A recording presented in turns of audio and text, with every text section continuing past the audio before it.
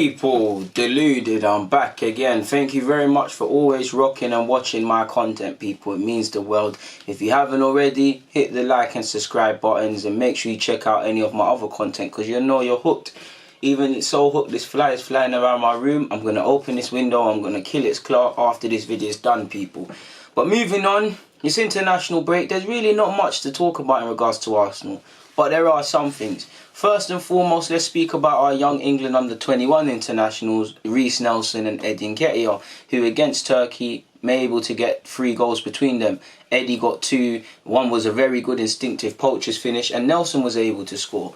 For me, I'm happy for Reiss Nelson is that he looks like a confidence player. I know it's almost mad because he's got a lot of confidence, but he looks like a confidence player. I think Emre's installed some confidence in him. He's seen Mkhitaryan and Iwobi, for example, leave the club in that obviously they played in wide positions. He's a wide player as well, so they both left the club. He can play on the right and left like them. Obviously Pepe's come in, competition and whatnot, but I think there's been a vote of confidence. He started the first 2 Premier League games and obviously didn't have the best games against Burnley. It happens. Dropped for Liverpool and he didn't start against Spurs. He has to deal with that. So I'm happy to see he scored because he, even in that game, he missed a cut. I wouldn't say he missed one shot I think he should have scored, but he didn't look like he was full of confidence like Nelson typically is, people. And it was nice to see him get that goal, and I want him to just keep it up and return here believing in himself because I'm happy with Nelson. I think Arsenal fans can act a bit spoiled at times in that I'm not talking about constructive criticism, but if I name these 4 players in Aubameyang, Lacazette, Pepe and Nelson, you wouldn't think these guys would get criticism. Again, constructive criticism is different. I'm talking about just fans acting spoiled at times, people. I've seen people criticise, oh, Aubameyang's not good enough because he doesn't offer enough without the ball. That's cool, but 22 league goals. What striker did we have without 22 league goals? Oh, Lacazette this and that.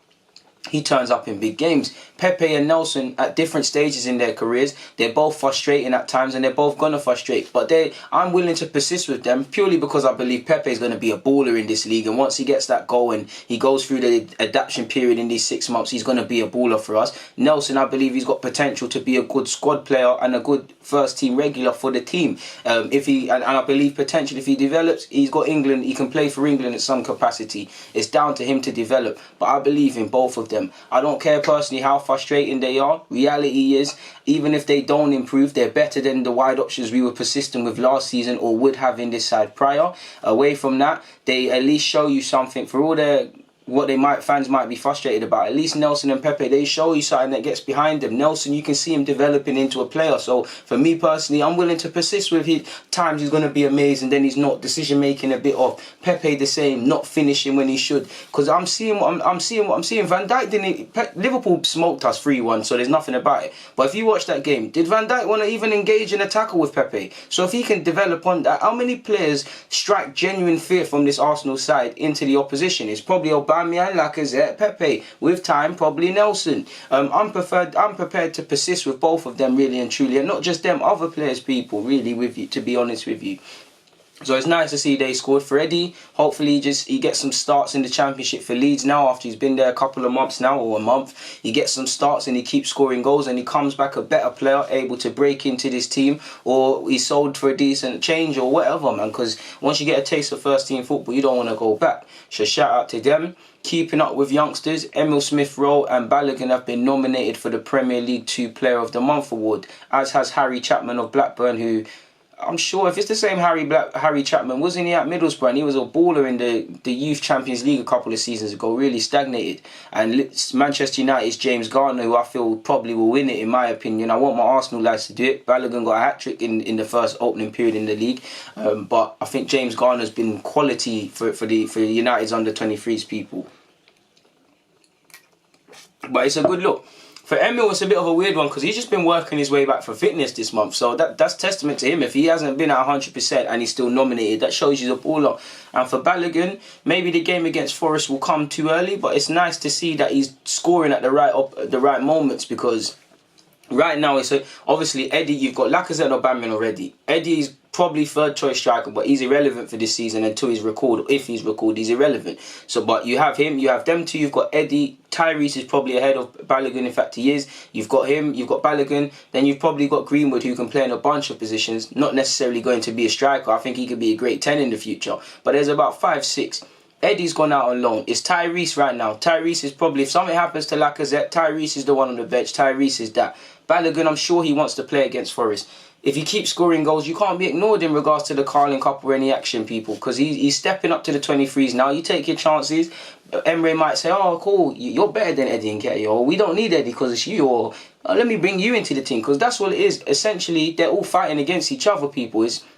I think all of these strikers at our club will have a good career, but it's the crabs in a barrel. Tyrese is fighting against all of them. If you had to ask me, out of all of the young strikers, I prefer Tyrese John Jules the best. I don't think he's as prolific as Eddie in that, and I think he could score a bit more goals at 23's level, but he's got a respectable return. He knows how to score goals. Technical quality, I think, out of all of these young strikers. Greenwood as well, I rate Greenwood very highly, so exclude him from this. But out of Balogun, Eddie and Tyrese, I rate Tyrese the most, really, because I think he's got it all. I think he's more like Lacazette than anyone in the striking team. Knows how to score goals, can play with his back to goal, can mix up his play. I really like Tyrese, and I think he's going to have a good career either here or elsewhere. Like I said, one pet peeve will probably just be a bit more prolific. But I love Balogun as well. Balogun's a gunman in front of goal. This guy knows how to. Some strikers are born to score goals, and he's one of them. I think his link-up play can improve because he does it, but I think, because someone can do it, you want to see them get involved in it more. I think it's a thing like that. If he continues, he might have a chance of being involved against. I think Forest is coming too early, but games like that. So shout out to Balogun. For Emil, obviously we just want Emil to stay fit. He's been robbed potentially of going out from the club on a temporary basis, similar to Nelson, going out somewhere, playing football and challenging for a role next season. But that might be a blessing in disguise. He might get his opportunity. You're probably looking at these 6 months. If he doesn't play, he's obviously going to go out in January. Right now, it's just about getting fit. He'll probably be involved against Forest. But for him, it's a good look. We know he can play on the flanks, and we know he can play as a 10 and an 8. Last season, he was the Saka in that. Saka's getting taken as the 19th man in the squad now. If something happens, he'll be on the bench. But that was Emil. Maybe he goes back to that. Now, Emre clearly rates Emil. He signed a new deal and whatnot. So you never know what can happen for the young lad. But it's promising from an Arsenal perspective, people. Obviously, on the Nicolas Pepe thing, you've heard a lot of conflicting reports. Pardon me. Firstly, you've heard that he's injured. Then you've heard that he's not injured. He just wants to return to Arsenal to focus on the league. And I support that if he is returning to Arsenal to focus on the league for several reasons. First and foremost, more than anything, he's probably been hit by a culture shock in the Premier League, because we know more than anything, it's a culture shock. You got to be up, and we do oversell this aspect, admittedly, myself included. But you've got to be up for it. You've got to be galvanised. Everyone can beat everyone. Everyone wants to beat everyone. Technical quality doesn't really matter in this league. Of course it does, because if it didn't, City wouldn't be top of the league and Liverpool wouldn't be second. Two of the best technical teams in the league, in my opinion. But more often than not, it's about being galvanised, being on this thing and whatnot. So he's probably had a bit of a culture shock, and we can't underestimate the need to adapt, people. He hasn't been 6 months. He needs to adapt off the field and on the field. It helps that we have French speakers in the side. It helps that we've got, for all the criticism, we do have a good group of players in terms of integrating man into the side and making them feel welcome. But he's going to need time. Personally, I feel once he starts scoring goals, he's not going to stop. I want to be careful. I don't want these things to come back to bite me, but I'm very confident about Pepe. I don't know how many goals he can get, so I'm just going to say I believe he can be near enough minimum 10 goals, 10 assists player for us. Where if he's bringing that, Aubameyang's bringing 22 in the league and 30 or so in all comps. Laka's bringing his thing. Hopefully Nelson can chip in with a couple if given the opportunities, and other people make up the difference. I feel our midfielders should be scoring more goals as well in general. Probably looking to Ceballos to add goals out of anyone, because I don't feel any of the others will. But you get the point. I feel as well, maybe mentally he needs not to take it easy, but he needs to take advantage of these breaks when they come, because he had a good season for Leo. On top of having a good season for Leo and the speculations that come with that, is all the transfer things. Transfers can be exhausting. He's had a mad season for Leo. He's had the African Cup of Nations adding into that. He's obviously had to deal with his transfer to Arsenal, which we don't know when it was going to happen. These all play a large part on a player's fatigue. It is a big decision to move. We heard Arsenal were in for him for months. So if this has all happened, it's been a big couple of months for him. So he's been tired. So he needed that break and whatnot. I think he wants to come back being more determined to make it here than ever. But I'm happy to see that. Well, I'm not happy if he's injured, but I'm happy to see he wants to return and whatnot. If I was an Ivory Coast national or one of them, I'd be a bit livid. But Pepe wants to make a success of this. So what really can I tell him?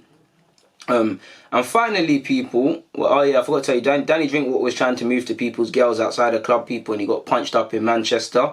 So shout out to him, and I don't know why that's not major news, but he's been a waste man. Arsene Wenger. This is what Arsene Wenger said. I've been in touch with some people at the club, but I felt when you go like that, you cannot go half in, half out. You let some people come and work their way. I just wanted to take a complete distance. It's still a bit early, maybe, to go back. I haven't been back to the club. He's then gone on to say, he's confirmed that at a point discussions took place with Arsenal officials over a role at this club. But again, he felt that it was too early to return and he didn't want to put any external pressure on Unai Emery specifically. Now, we don't know what role it is, people. It can't be a director of football because we've already got people in them situations. And don't get me wrong, we can't sit here and don't sit here and think that Raul Sanllehi and all these others all think the same way. They don't. They're all strong opinioned, well-educated, well-experienced men with different opinions. If they all sang from the same hymn sheet, we'd be in problems and we probably wouldn't have had the summer we've had. Sorry, people. So differences are better, but you've got to be careful, people, because it can create more conflict. Arsene Wenger himself said, for former players and managers, I can't create artificial positions in which you lot know me. I'm Arsene Wenger's biggest fan. Go and check my vids. Obviously, he needed to step down, but I'm one of his biggest fans. But it wouldn't make sense creating a role that's not needed per se for him, people. We don't know the actual role, but I'm going to assume it's either, if not director of football, something of significance, because what other role really could there be external pressure on Unai Emery? Of course, if I'm misunderstanding it and he means just the fact that Arsenal manager for many years and Arsene Wenger, you can't mention Arsenal without Wenger and Wenger without Arsenal. If it's because of that he wants to make a break from it and move from that, then cool. But I wouldn't, as much as I love him, I wouldn't want him to be a director of football. If there's a position we can bring him in that it's a thing where, let's just say we're neck and neck for a French talent. Let's just say, cool, Raul Sanllehi's done his job. He's identified the target. I's have been dotted, T's have been crossed. Vinay's done his job. Hos Farme's done his job. Josh Kroenke's done his job. And we're neck and neck with a player. Fee's been agreed. All I's and T's have been either dotted and crossed. Everything's been agreed. But we're neck and neck with a player. If it can be a position where you get Arsene Wenger to sit down in a room with them and convince them, or he can be something like that, then that's cool, because regardless of Wenger's falling off or him going that sort of way towards the end of his career, let's cut the crap, people. If Wenger sits down with almost any player, they are going to listen to him. You don't think, again, Lionel Messi or Cristiano Ronaldo would not sign for Arsenal Football Club, clearly. But you don't think if Wenger walks past them and he says hi, they won't take 5 minutes out of their time. Let's be honest, people. He is a hallmark in football, so there could be some benefits. I don't advocate bringing him back. I actually don't know if that's the role, people. I'm just speculating based on what he said, what I assume, and based on what he said about external pressures. Because I can't see, unless you're in a position directly above Emery, what you can really do to put pressure. And why I wouldn't bring him back as well is that, yeah, it's a benefit when someone loves the club and been at the club for a while, but I believe in life you've got to look at things with no emotion more time to have the best way around it.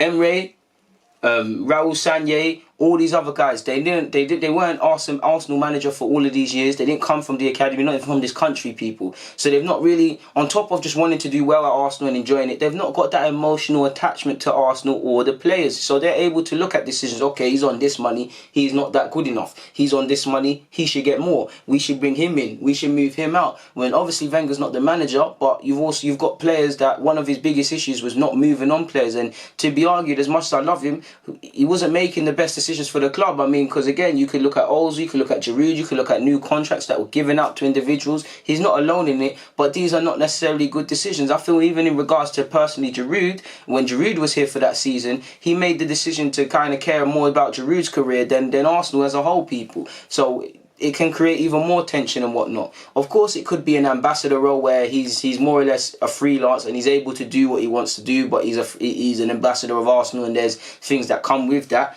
I'm keen to know. I'm keen to obviously know when they spoke with him and how they spoke with him, of course. But I can only speculate as a fan, people. You don't know I love Arsene Wenger, but I wouldn't bring him back, people. If you love Arsenal Football Club, you have to love what Arsene Wenger's done for it. That doesn't mean you can't look at the fact that he needed to move on. He had shortcomings and, again, constructive criticism. But if you love Arsenal Football Club, you have to love what he's brought to the club. I'm not telling you what to think, people, and you're allowed to have your own opinions, but that's just what I personally believe, people. On that note, I'm going to keep it moving. People, Deluded, thank you for watching and rocking as usual. I'm out.